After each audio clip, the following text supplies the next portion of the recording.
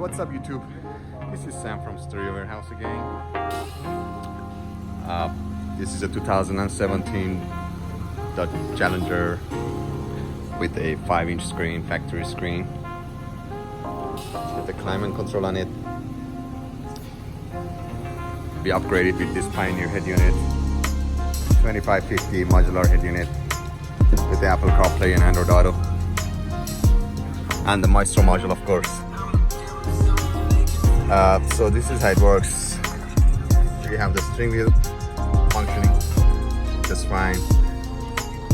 Factory radio's volume, or change the signal, sorry, frequency. And then if you do anything on the AC, it's gonna show on the top. You also can change it here.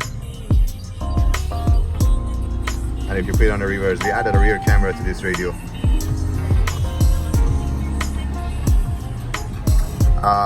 This is gonna work on all the Challengers and Chargers. So if you've been told you cannot replace the head unit on those cars, give us a call, 562-463-0488. Thank you so much, and bye-bye.